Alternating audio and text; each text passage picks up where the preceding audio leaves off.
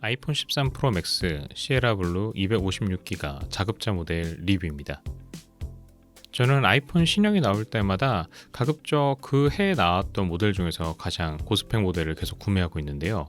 과거에는 개발 기기를 구매하느라 어쩔 수 없었는데 최근에는 아무래도 아이와 함께 시간을 많이 보내다 보니까 많은 시간을 추억으로 남기기 위해서 좋은 사진 성능을 갖고 있는 아이폰 시리즈를 계속 구매하게 됩니다. 그 중에서도 아무래도 가장 높은 스펙을 갖고 있는 가장 비싼 모델이 항상 좋은 카메라를 갖고 있다 보니까 이번에도 어느 순간 가장 비싼 모델을 구매해 버렸습니다. 한번 같이 살펴보도록 할게요. 패키지는 저번 모델 때부터 느꼈지만 아주 컴팩트해졌고요. 그 다음에 그냥 제 기분인지 모르겠지만 이번 아이폰 13 프로 맥스는 저번 12 프로 맥스보다는 좀 더 패키지가 그래도 완성도가 좀 있는 느낌입니다. 무슨 차이인지 잘 모르겠어요. 한번 살펴보도록 할게요. 제가 구매한 모델은 시에라 블루 모델이고요. 네, 저는 항상 좀 어두컴컴한 아이폰을 사용하고 있었는데 이번에 좀 밝은 모델을 구매하고 싶어서 한번 구매를 해봤습니다. 패키지 구성을 살펴보시면 이렇게 매뉴얼, 보증서 같은 거 들어있고 안에는 설명서 같은 게 있겠죠. 그 다음에 USB-C2 라이트닝 케이블이 들어있습니다. 과연 언제쯤 애플이 라이트닝 케이블을 버릴지 최근에 뉴스를 보니까 유럽에서 뭔가 이슈가 있다는데 조만간 USB-C2C로 통일이 됐으면 좋겠어요. 자, 이제 전면 디스플레이를 보도록 하겠습니다. 네. 참 별게 아닌데 느낌이 좋더라고요. 애플은 참 이런 거 참 잘하는 것 같습니다. 패키지 장인이었는데 최근에 환경을 생각하다 보니까 과거에 비해서는 패키지가 좀 진약하지만 그래도 여전히 이쁜 것 같습니다. 그리고 아이폰류는 이상하게 중고 가방화가 잘 되다 보니까 꼭 박스는 이렇게 잘 모셔놓는 경향이 있는 것 같습니다. 자, 어쨌든 이제 제품을 한번 살펴보도록 할게요. 네, 이쁩니다. 사실 이번 아이폰 13 프로 시리즈는 기존의 12 프로와 크게 바뀐 게 없어서 그냥 업그레이드다. 그 다음에 아이폰 12.5다. 이런 이야기도 있고 디자인이 좀 변화가 없어서 아쉽다는 이야기도 있는데 저는 원래 아이폰 12 프로와의 디자인이 마음에 들었었기 때문에 만족합니다. 라이다 스캐너도 보이고요. 카메라 모듈이 전반적으로 좀 커졌죠? 근데 사실 육안으로 봤을 때는 잘 모르겠더라고요. 그냥 아이폰 12 프로인데 이거? 네, 아이폰 12 프로 맥스 비교해 보겠습니다. 얼핏 봐서는 비슷해 보이는데 이렇게 갖다 놓고 보니까 미묘하게 두께가 좀 커진 것 같아요. 네, 흠집이 날까봐 자로 재진 못했는데 네, 뭔가 좀 더 두꺼워진 느낌입니다. 네, 근데 전체적인 사이즈는 거의 비슷하고요. 좌우 대칭으로 지금 포개해 놓은 게 아니라서 약간 버튼의 위치는 달라 보이지만 사실 거의 같다고 보시면 될 것 같고 네, 디자인적으로 봤을 때는 확실히 업그레이드가 맞는 것 같습니다. 그리고 다른 분들 리뷰를 통해서 많이 볼 수 있었던 카메라가 더 두꺼워졌다, 와 놀랍게도 이게 더 두꺼워질 수 있는 거야 라는 부분이 있었는데 실제로 보니까 네, 육안으로 봐도 약간 더 두툼해졌더라고요. 이게 근데 사실 워낙 기존 제품도 두껍기 때문에 별 문제가 아니지 않냐라는 게 있지만 이렇게 보시는 것처럼 네, 훨씬 더 뒤틀뒤틀 네, 움직이게 됩니다. 그런데 저는 이미 아이폰 12 프로 맥스에 좀 적응이 되다 보니까 뭐 어때? 이런 생각이 들더라고요. 이거 참 무서운 생각인데. 자, 무게도 한번 측정해보면 241g으로 측정이 됩니다.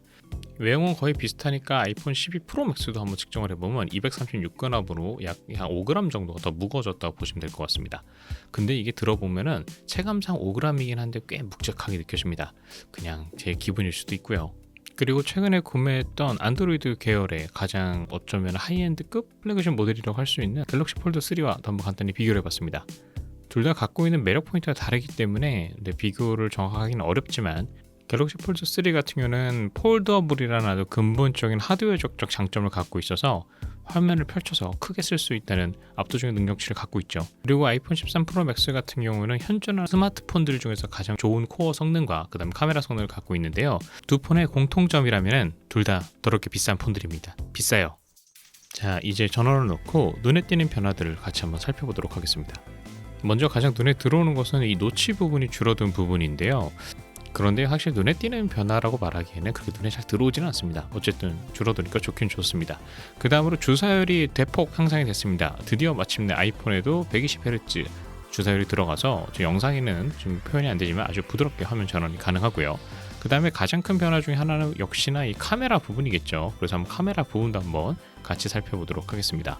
사실 이번 아이폰 13 프로 맥스가 발표가 되면서 또 이제 어썸과 함께 아주 렌즈가 좋아졌다고 하는데, 저희와 같은 일반 사용자들은 어려운 용어는 좀 어렵기 때문에 기본적인 사용을 한번 보면서 눈에 띄는 변화 위주로 한번 살펴보도록 할게요. 그리고 사진에 대한 리뷰는 따로 한번 기존 아이폰 12 프로와 기타 핸드폰과의 비교를 한번 영상으로 시작을 해보도록 하겠습니다. 가장 눈에 들어오는 변화 중에 하나는 바로 이 접사 모드의 등장이죠. 저도 제품을 받아보기 전에 다른 분들의 리뷰를 보면서 가장 큰 기대를 했던 부분인데요. 어떻게 쓰는 건가 해서 그냥 가까이 가보니까 일정 거리 안으로 가면 카메라가 전환이 되면서 접사 모드로 사진을 찍을 수 있게 됩니다. 그 결과물도 꽤 괜찮았었는데요. 지금 보시는 것처럼 아주 멋들어진 사진을 찍을 수가 있더라고요. 단지 좀 아쉬운 점은 쓰다 보면은 자기 멋대로 카메라가 전환이 되는 경우가 생깁니다. 접사모드뿐만 아니고 망원 기능을 쓸 때도 이런 문제가 생긴다고 하는데요. 빠른 시간 내에 좀 패치가 돼서 이런 부분이 좀 해결이 되었으면 좋겠다는 생각이 들었습니다. 다음으로는 애플 코덱으로 유명한 프로레스를 이용해서 영상 녹화를 할 수 있는 부분도 있었는데요. 현재는 iOS 베타 버전을 설치를 하셔야지만 사용을 할 수가 있습니다. 지금 보시는 것처럼 카메라 포맷 부분을 선택을 하실 수가 있게 되고요. 그 다음에 영상을 녹화해 보시면 좌측 보시는 것처럼 프로레스를 선택하실 수가 있는데, 이렇게 최대 시간이 표현이 되게 됩니다. 지금 보시는 게 그 결과물인데요. 저희가 흔히 사용하는 코덱들과는 감마 설정이 다르기 때문에 꼭 영상 편집 툴에서 설정을 변경을 해주셔야 되고, 16초 분량을 찍는데 1.3기가라는 어마어마한 용량을 차지하더라고요. 그래서 일반 사용자들은 잘 쓸 일이 없지 않을까 생각해 봅니다. 그리고 시네마틱 모드도 한번 사용을 해봤는데요. 아주 만족스럽더라고요. 저처럼 아이폰을 이용해서 영상을 많이 찍는 사람들한테는 아주 멋진 영상을 좀 간단하게 만들 수 있는 아주 좋은 솔루션이라는 생각이 들었습니다. 그 다음 성능 테스트도 한번 해봤는데요. 이번에 새로 업그레이드된 A15 바이오닉 칩셋이 많은 업그레이드가 있었다는 이야기가 있었죠. 그래서 얼만큼 성능의 차이가 있었는지 한번 간단히 테스트를 해봤습니다. 긱벤치를 통해서 테스트를 할 때도 기존의 아이폰 12 프로 맥스보다 좀 더 빨리 계산 결과가 나오더라고요. 점수상으로는 싱글코어는 1595점 대비 1689점으로 소폭 상승했지만 멀티코어 점수는 약 300점 정도가 오른 것으로 확인이 되었습니다. 그리고 이번 A15 바이오닉은 아이폰 13 프로뿐만 아니고 아이폰 13, 아이폰 13 미니, 그리고 아이패드 미니 6에도 적용이 되었는데요. 대신 아이폰 13과 아이폰 13 미니에는 그래픽 코어, GPU 코어의 개수가 좀 다르다고 합니다. 애플이 기존에 맥북을 통해서 공개를 했던 M1 코어 칩셋을 통해서 우리가 살펴볼 수 있던 것처럼 기본적인 성능은 동일하되 약간 GPU 코어의 급 나누기를 통해서 프리미엄 라인과 일반 라인, 그 다음에 가성비 라인들을 좀 구분해주는 게 아닌가 생각이 드네요. 그 다음 긱벤치에 있는 컴퓨트 벤치마크 기능을 이용해서 그래픽 성능도 한번 점수를 비교를 해봤는데요. 이번에도 역시 아이폰 13 프로 맥스가 12 프로 맥스보다 훨씬 계산이 빨리 끝났습니다. 물론 스코어적인 부분에서도 점수 차이가 많이 컸지만 단순히 응답 속도나 결과가 나오는 부분에서도 확실히 코어가 많이 상승이 되었구나, 성능이 좋아졌구나를 엿볼 수 있는 부분이었습니다. 다음으로는 3D 마크 테스트를 한번 돌려봤습니다. 전날에 미니6를 한번 테스트를 해봤기 때문에 이미 어느 정도 결과가 예측이 됐지만, 그래도 아이폰 12 프로 맥스와 한번 직접 비교를 해서 볼 수 있게 하기 위해서 한번 테스트를 해봤는데요. 제 아이폰 13 프로 맥스의 경우는 9196점으로 기존의 아이폰 12 프로 맥스의 8000대 점수에 비해서는 아주 많은 상승이 있는 것을 확인할 수 있었습니다. 전날에 아이패드 미니 6를 통해서 테스트했을 때와 점수가 유사하게 나왔기 때문에 아무래도 같은 스펙을 갖고 있는 코어이기 때문에 그렇다고 볼 수 있을 것 같네요. 사실 아이폰 12 프로 맥스의 성능도 차고 넘치기 때문에 약 한 10%에서 15%의 성능 업그레이드 때문에 폰을 바꿔야 될까? 라는 생각은 좀 들었습니다. 다음으로는 한번 맥세이프를 이용한 충전도 한번 해봤는데요. 제가 아쉽게도 갖고 있는 맥세이프는 정품 맥세이프는 아니기 때문에 애니메이션은 나오지 않지만 충전이 잘 되는 것을 확인할 수 있었습니다. 하지만 저는 이게 있죠. 참 고생 끝에 구매를 했었던 애플 맥세이프 보조 배터리를 이용해서 한번 충전해보니까 지금 보시는 것처럼 아름답게 애니메이션이 잘 나오는 걸 확인할 수 있었습니다. 근데 이게 사실은 아이폰 프로 맥스 자체가 용량이 크기 때문에 이 보조 배터리는 충전이 얼마 되지도 않습니다. 그래서 그냥 보여드리는데 의의를 둬야 될 것 같습니다. 그런데 갑자기 이런 메시지가 나오더라고요. 90%까지 충전할 수 있다고? 뭐야, 업그레이드가 있었나? 그건 아니고요. 최대 90%까지만 충전이 된다는 그 안내 메시지로 보시면 될 것 같습니다. 자, 그 다음에 아이폰 12 프로 맥스와 한번 액세서리를 공유할 수 있을까? 한 멍청한 짓이지만 테스트를 해봤는데 당연히 안 되죠. 뒷부분에 카메라 위치가 미묘하게 안 맞아서 아쉽게도 기존의 아이폰 12 프로 맥스에 쓰던 케이스 등을 사용할 수는 없을 것 같습니다. 이게 사실은 얼추 봤을 때는 좀 비슷해 보이는데 왜 이렇게 차이를 낳는지 잘 모르겠지만 액세서리 판매를 위함일까요? 어쨌든 간에 맞지 않았습니다.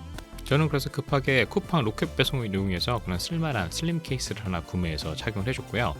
이런 식으로 하니까 시에라 블루의 밝은 색감 하나도 안 보이네요. 네, 이상으로 간단하게 살펴본 아이폰 13 프로 맥스 리뷰였습니다. 먼저 기존 폰에 비해서 눈에 띄는 변화 위주로만 간단히 살펴본 리뷰였는데요. 무엇보다도 카메라 스펙이 많이 좋아져서 저와 같이 아이폰을 이용해서 가족의 사진이나 영상을 찍으시는 분들은 좀 필히 업그레이드를 해도 되지 않을까라는 생각이 좀 조심스럽게 듭니다. 물론 이제 디자인이나 기타 등등이 업그레이드에 가까운 수준이기 때문에 좀 아쉬운 부분이 있지만 저는 왠지 만족스럽게 잘 쓸 것 같다는 생각이 들며 오늘의 리뷰를 마치도록 하겠습니다. 구독과 좋아요 부탁드릴게요. 감사합니다.